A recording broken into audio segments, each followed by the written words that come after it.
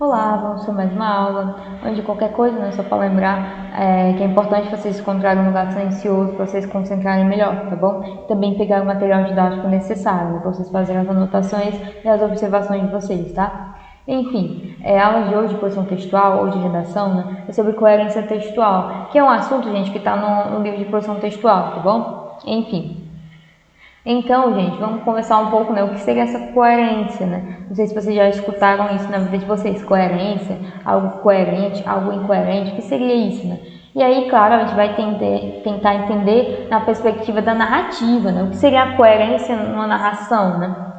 Primeiramente, gente, um texto coerente, o que seria, né? É um texto, gente, que vai ter uma ligação lógica entre seus vários segmentos, né? Ou seja, vai ter uma continuidade de sentido, tá bom? Enfim, é como se fosse assim, eu tenho várias ideias e essas ideias estão conectadas com as outras, né? Elas estão fazendo sentido uma com a outra, tá bom? Enfim, como se fosse, por exemplo, como se você fosse pintar, por exemplo, vários quadradinhos. Você tem vários quadradinhos e fosse pintar de uma cor azul.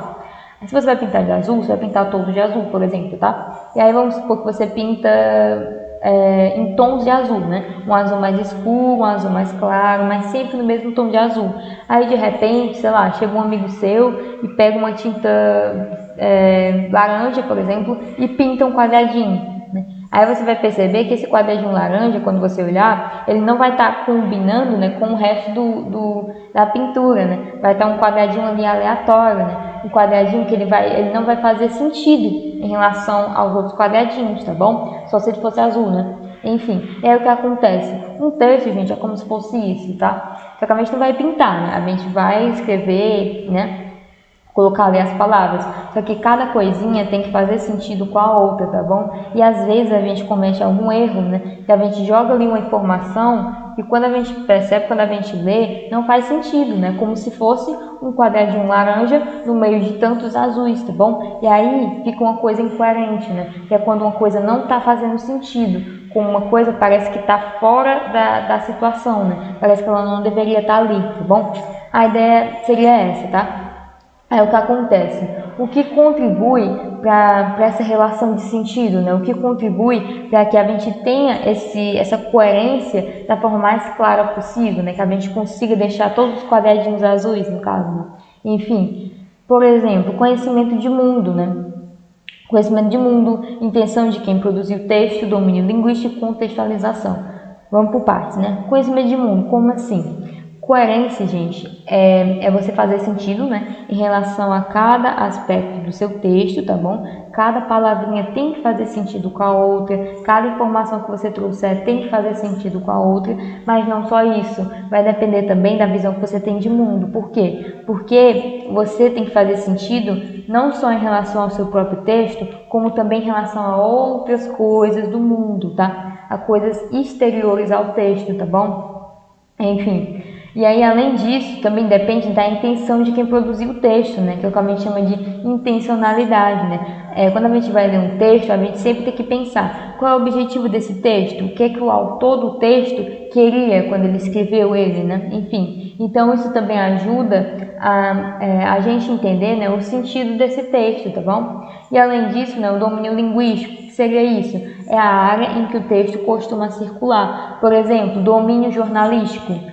A gente pode dizer quais são os textos do domínio jornalístico. Notícia, por exemplo, né, que é um gênero que a gente já estudou. A notícia, ela muitas vezes aparece nos jornais, né? Enfim, então a gente pode dizer que a notícia é um gênero textual que pertence ao domínio jornalístico, tá bom? E isso interfere muito no texto, porque a gente tem que pensar, esse texto está onde?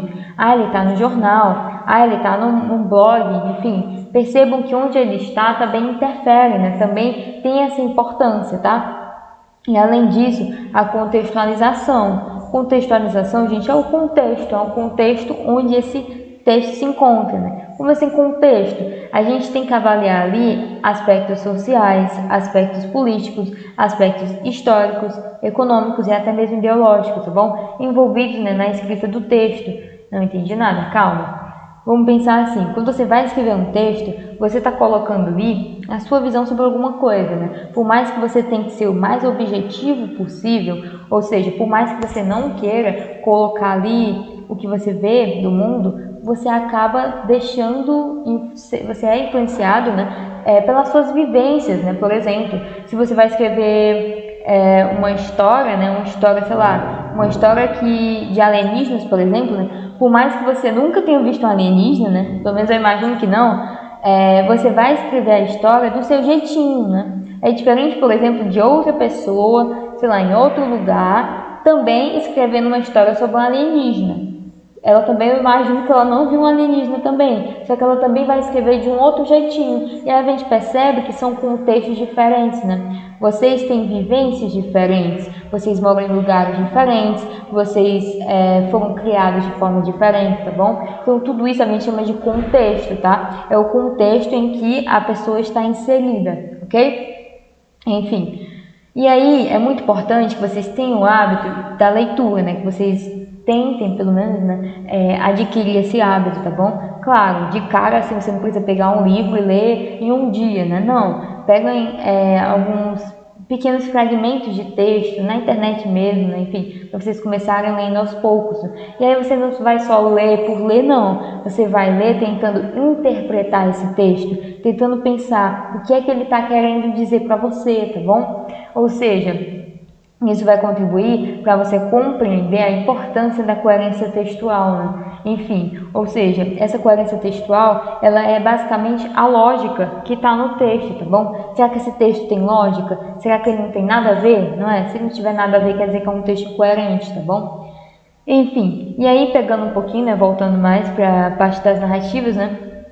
Nas narrativas, gente, a coerência ela é muito importante porque ela que vai ser responsável por aproximar o texto, né, a história, da realidade do leitor, tá bom? Então, por exemplo, essa história de alienígenas que eu falei, né? Por mais que seja uma história de alienígenas, eu imagino que ninguém tenha visto um alienígena, a forma como você vai contar essa história pode fazer uma pessoa gostar mais dessa história, né? Pode fazer com que ela se identifique, que ela se sinta mais próxima dessa história, né? Por quê? Porque vai estar de acordo com a realidade, né? Então, por exemplo, vamos supor que você está contando a história, aí você diz que você estava flutuando até chegar na escola, por exemplo, né? E aí você encontrou um portal mágico, por exemplo, você entrou no portal mágico e aí você caiu sentado na cadeira, por exemplo. Se você quiser fazer uma história assim, uma história muito aleatória, você tem que começar dando indícios, né? Ou seja, indícios de que vai ter algo sobrenatural, por exemplo, tá bom? Agora, se você não der esses indícios, né? Você do nada está contando a história como se fosse normal e você do nada coloca uma informação aleatória, isso vai fazer com que fique um pouco estranho, né? Aí a pessoa se sinta um pouco distante da história, tá bom? Enfim, ou seja, as ideias elas vão se relacionar, né, positivamente com todas as partes da narrativa, ok? E o texto incoerente, o que seria, né? Quando em algum momento ele não vai fazer sentido, né? Ou então o conteúdo ele não vai poder ser aceito pela nossa lógica de maneira geral, tá bom? E aqui alguns exemplos de incoerência para vocês verem na prática, tá? A moça sem pernas dançou toda a noite, dando saltos de alegria com seus sapatos de salto. Então vamos lá, né? A moça sem pernas, se ela não tem pernas, como é que ela dançou e saiu pulando, e enfim, né? Então, quando a gente lê isso, dando saltos de alegria, a gente supõe para a pessoa ficar pulando, né? Ela tem que ter pernas, por exemplo, né? Enfim, e aí a moça não tem pernas, e a gente fica, como assim, né? A não ser que a pessoa explicasse melhor, não sei, talvez ela usasse próteses, né? Enfim, não sei, né? Talvez ela só não tivesse as pernas, mas ela tem, por exemplo, a parte de cima da perna, que seria a coxa, e ela consiga pular mesmo assim? Pode ser, mas do jeito que tá aqui, tá estranho, né? A gente fica, como assim? Como é que isso aconteceu, né? Enfim, o homem deve buscar o amor e a amizade, mas ele não deve confiar em ninguém, e por isso é melhor que viva só. Será que vocês perceberam? Que nem eu percebi? A gente lendo aqui, ele fala, o homem deve procurar amor e amizade. Amor e amizade a gente entende, né, que precise se relacionar com outras pessoas, né? Enfim, Você, por exemplo, quer ter amigos, você precisa se relacionar com outras pessoas, né? E aí, como é que de repente ele fala, ele não deve confiar em ninguém, né? E ele tem que viver só. Como é que ele tem que viver só? Então, para que você estava sugerindo para ele procurar amigos, por exemplo, né? Então, aqui também ficou um pouco estranho, ficou incoerente, né? Parece que não tem sentido, tá bom? Aqui uma situação de um diálogo, tá? Você pode me dizer onde fica a Rua Alice? O ônibus está muito atrasado hoje.